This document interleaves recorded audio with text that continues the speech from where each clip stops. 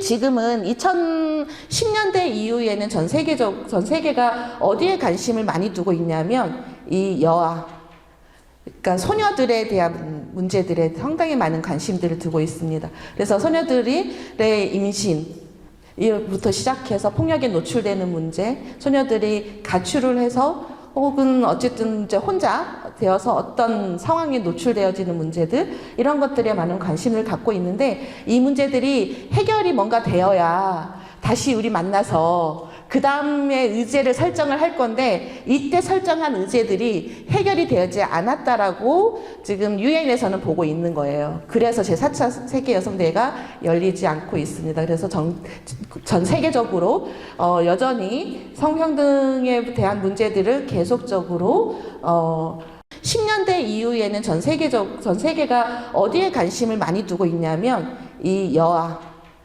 그러니까 소녀들에 대한 문제들에 상당히 많은 관심들을 두고 있습니다. 그래서 소녀들의 임신 부터 시작해서 폭력에 노출되는 문제, 소녀들이 가출을 해서 혹은 어쨌든 이제 혼자 되어서 어떤 상황에 노출되어지는 문제들, 이런 것들에 많은 관심을 갖고 있는데, 이 문제들이 해결이 뭔가 되어야 다시 우리 만나서 그 다음에 의제를 설정을 할 건데, 이때 설정한 의제들이 해결이 되지 않았다라고 지금 유엔에서는 보고 있는 거예요. 그래서 제4차 세계여성대회가 열리지 않고 있습니다. 그래서 전 세계적으로 여전히 성평등에 대한 문제들을 계속적으로 얘기를 하고 있다라고 하는 거죠. 사진으로 좀 보시면 이런 기록들이 있습니다. 1차 세계대전, 세계여성대회, 3차 세계여성대회, 이런 이제 베이징에서 열려서, 한국에서 3차 세계여성대회 때 베이징에서 엄청 많은 이제 공무원들과 비롯해서, 그다음에 여성단체 회원분들이 참여를 해서 우리 대한민국의 성평등과 관련된 문제들을 가서 얘기를 많이 했고, 당시에 우리가 가졌었던 가장 중요한 문제는 대표성에 대한 문제였었어요. 그러니까 고위관리직이라든지 이런 데 있어서의 여성의 비율이 낮음에 대한 문제들, 여성들이 주류로 진출하지 못하고 있었던, 이때 생각해 보시면 사실 정치에서의 여성은 거의 찾아보기 어려웠었던 시기였죠. 그러면서 북경여성대회 이후에 우리가 비례대표제, 이제 곧 지방선거잖아요. 그래서 비례대표제를 만들어서 여성들이 좀 더 진입할 수 있는, 정치에 진입할 수 있는 구조를 만들기도 하고, 이런 것들이 이 이후에 다 일어난 일들이에요. 그래서 그런 과정들이 있었다라고 하는 부분들이고요. 네. 그래서 그러고 나서 우리가 95년도에 네, 그쵸. 95년도에 여성발전기본법을 제정을 했습니다.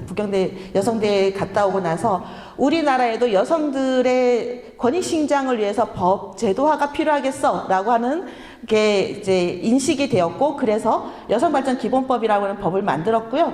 여기에 정치, 경제, 사회, 문화, 그래서 이런 것들을 다 포괄할 수 있도록 했었고, 2008년까지 11차 개정이 됐습니다. 그래서 여기에 많은 여성과 관련된 것들이, 많은 것들이 들어가 있죠. 그러고 나서 2014년에 전부 개정을 해서 양성평등기본법으로, 지금은 양성평등기본법으로 전면 개정이 되어서 지금 사용이 되고 있습니다. 그래서 우리 제주도에는 양성평등기본조례가 있죠. 거기에 따라서 여러 가지 것들이 진행이 되고 있는데, 혹시 양성평등기본조례, 양성평등기본법은 다 들어보셨었죠? 네. 그래서 그런 이제 양성평등기본법에 인간의 개인의 존엄과 인권의 존중을 바탕으로 어쩌고저쩌고, 그래서 여성과 남성이 동등한 참여와 대우를, 그래서 실질적 양성평등 사회를 하겠다라고 하는 게 양성평등기본법의 기본 이념이긴 한데, 여기 보시면 혹시 3월 8일 세계 여성의 날에 행사를 서귀포는 하긴 하지만 사실 크게 막 이렇게 부각되어서 잘 되지는 않는 것 같긴 합니다만은, 그래도 3월 8일 세계 여성의 날이 한 번 있고요. 그리고 1년 중 일주일을 양성평등 주간으로 두도록 되어 있습니다. 여성발전기본법일 때는 여성주간이라고 명명을 했었어요. 그래서 7월 1일부터 7월 7일까지 해서 여성주간이라고 행사를 했었고, 지금은 양성평등기본법으로 바뀌었기 때문에 양성평등 주간인데, 처음에 이번에 2014년도에 전면 개정이 됐을 땐 7월 1일부터 7월 7일까지 양산평등 주간으로 운영이 되다가요. 여기 보시면 매년 9월 1일부터 7일까지로 양산평등 주간이 바뀌었어요. 7월에서 9월로. 왜 바뀌었을까요? 굳이 이런 걸 왜 바꿨을까요? 그냥 하던 대로 해도 될 텐데. 날씨가 더워서. 예전엔 정말 저희 생각해보면 그때 막 맨날 장마철이어가지고 저희 이제 그 7월 그 여성 주간에 막 98년, 99년, 2000년대 초반 이럴 땐 정말 장마철에 비가 많이 왔어요. 7월 첫째 주에. 그래서 저희 여성 영화제를 하는데 그때는 지금처럼 막 영화가 크지도 않았고 이래가지고 어디서 하냐면 제주시의 그 우당도서관 옆에 청소년 수련관에서 막 빌려서 하고 강당 빌려서 하고 그랬거든요. 그럼 그때만 해도 그때도 거기가 되게 오래된 건물이라 제가 막 지금도 기억나는 게 그때가 2002년인가 그랬어요. 그래서 비가 너무 많이 와서 저 꼬맹이들 데리고 갔는데 저희 막 양동이로 물 받으면서 곳곳에 막 한 세네 군데 양동이로 막 물 받으면서 영화 상영을 했었던 그런 기억이 있거든요. 근데 그런 날씨 때문은 아니고요. 여기를 보시면 여권 통문이라고 있습니다. 그래서 1898년에 이 북촌 한옥마을 지금 북촌 한옥마을에 있는 이 부인들, 그러니까 이소사, 김소사라고 불렸는데 이 이소사, 김소사라고 하는 건 결혼한 부인들을 일컫는 말이래요. 그 뭐랄까 양반집 부인들을 일컬을 때 그냥 성만 붙여서 이름이 여성들에게 이름이 없었으니 그냥 이소사, 김소사 이렇게 불렸다고 하고 그게 신문에 나온 내용입니다. 그래서 모여서 뭘 했냐면 학교를 여자아이들을 위한 학교를 만들어 달라고 요청을 한 거예요. 그게 이제 여학교 설시 통문이에요. 이 여권 통문의 원래의 그 명칭 자체가 여학교 설시 통문이라고 하는 걸 낭독을 해요. 그때 모여서 그걸 여권 통문이라고 약축해서 부릅니다. 그렇게 불렀고 이걸 제가 2018년이 되면서 이걸 발견하기 시작해. 2018년 전에 2015년 정도부터 이 여권 통문에 대해서 저희가 많은 역사학자들, 여성 사학자들이 이걸 찾아낸 거예요.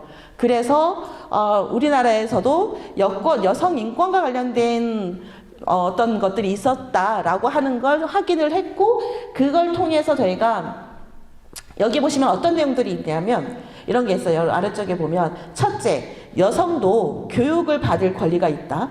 그리고 교육권이라고 정리가 되고 두 번째, 직업을 가질 권리가 있다. 이런 주장을 했다라는 거예요. 그리고 문명 개화 정치에 참여할 권리가 있다. 이런 주장들을 했고 제가 그 그림을 따왔는지 모르겠는데 네, 여기 있네요. 이런 내용들을 썼습니다. 슬프다. 그래서 과거를 생각해 보면 사나이가 힘으로 여편네를 압제하려고 한갓 옛말을 빙자하여 여자는 안에 있고 바깥일은 남자가 하는 거다라는 거죠. 바깥일을 하지 말며 오로지 술과 밥을 짓는 것이 마땅하는지라 이런 얘기들이 그러면서 아니 여자도 사지 멀쩡하게 태어났는데 어떻게 죽은 사람 마냥 아무것도 안 하고 있으란 얘기냐 이런 내용들이 이 여권 통문 안에 들어 있었던 거예요. 그래서 이것을 저희가 계속적으로 얘기를 하면서 2018년부터 양성평등 주간을 이 여권 통문을 발표했었던 9월 1일 자로 옮겨서 9월 1일부터 7일까지 양성평등 주간